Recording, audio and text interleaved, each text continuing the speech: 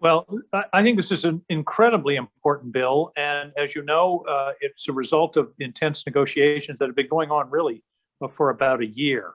The principal pieces of it involve first drug costs and the ability of Medicare to negotiate what amounts to a bulk discount for the drugs that they buy on behalf of our seniors.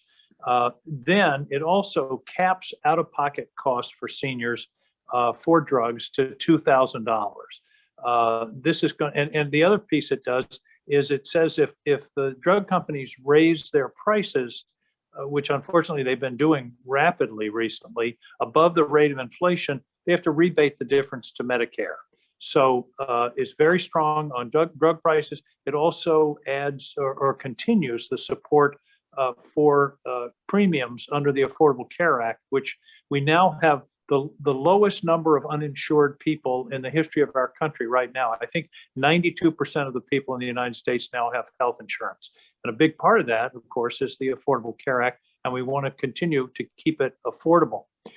So those are two major pieces. Then there's, of course, the largest investment in clean climate future in the history of the country. That's also in the bill that will support the development of clean energy in the United States and clean energy jobs. And I think that's really important in Maine and across the country. As Matthew said, the other big piece of this bill is it's paid for. And it's paid for principally by a couple of tax provisions. One is a alternative minimum tax for corporations making over $1 billion a year in profits. And the tax is 15%, which is still 6% below the normal corporate rate of 21%. I emphasize this is only, we're talking about 150 to 200 companies in the country, huge companies that through various use of the tax code pay zero or practically no taxes.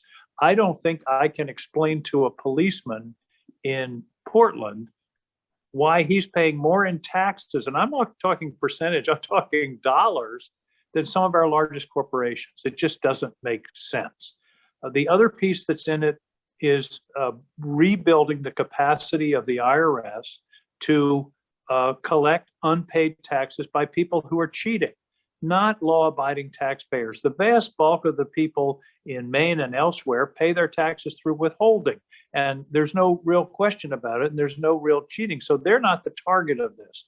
The target are the very wealthy and people that have a lot of fancy lawyers and accountants and are using the tax code in improper ways to avoid paying their taxes. And I don't know about you, but it irritates me when I pay my taxes to know that somebody is getting away with not paying their fair share. And this is not an insignificant number. The estimates from all of the experts are that this will produce or can produce up to between $500 billion and $1 trillion a year. That is almost the entire federal discretionary budget. That's how much it is. It's more than the defense budget, for example. Just in uncollected taxes, it's in excess of the deficit. We'd have no deficit if we could collect these unpaid taxes as we should. So, and then the final piece is, I insisted, and Joe Manchin insisted, that there be a provision in this that actually reduces the deficit. So $300 billion of the revenues produced by the two provisions I just mentioned will go directly to deficit and debt reduction. So I think it's a very responsible piece of legislation. It's going to be a long night. We are in the midst now of the first vote to bring the bill to the floor. And then starting at about 8:30 or 9 o'clock tonight will be something called Vote-A-Rama, which is where everybody can bring up whatever they want in terms of amendments. And that's going to be a lengthy process. I suspect will go sometime into tomorrow morning. But at the end of the day, or at the end of the morning tomorrow, we should be able to pass this historic bill. All right, thank you very much, Senator. For any questions, please get in touch with Zach and chat through the. And I only have, I'm sorry to all of you, but I have a commitment in literally 5 minutes. So I'm going to have to cut the question short. Gotcha. Senator from Thomas from WABI wants to know, what will these Medicare and energy measures mean for Maine consumers? Well, I think the first part is the $2,000 limit for out-of-pocket costs will undoubtedly save Maine seniors a lot of money. People who are now having to pay these out-of-pocket costs for drugs above a certain level.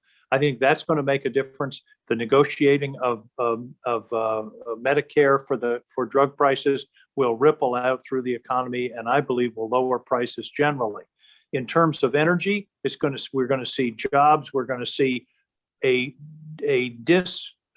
disentanglement, if you will, from the roller coaster of fossil fuel prices, which we've been on for the past few years, where when we can get on to renewable power with sufficient storage so that it's base load, then we don't have to worry about what Putin's doing, about wars in Ukraine, about cutting off of natural gas, about problems in the Gulf Coast. Then we can have low cost, consistent, solid energy costs. All right, thank you, Senator. Additionally, question from Angie Gonzalez: how soon will the changes to Medicare take hold? When will we start seeing these? My understanding is later this fall will be when that will begin. The $2,000 limitation, I believe, I'm not positive, but I think the date is November of 2022. Some of these things are going to unfold over a period of time for sure, but that's one that should begin fairly almost immediately. Great. And lastly, a question says, why is now the best time, the right time for this legislation? Well, I don't have to tell anybody that we got a problem with inflation, and this bill, I think, is going to actually have a positive a positive effect on inflation. In other words, help bring inflation down. So I think this is a good time to do it. Listen, every time we open up the news, we see another climate disaster: flooding in Kentucky, wildfires out west, sea level rise. We're beyond the time that we ought to be getting serious about climate change. So I think this is exactly the right time to do it. And I'm just, I'm very pleased that it appears, and I don't predict these things until it's over, but it appears that we're going to be able to put this bill across the finish line sometime either late tonight or during the day tomorrow. All right. Thank you very much, Senator King. I know you have to run. And thank you, everybody, for joining us today. Thank you. Take care.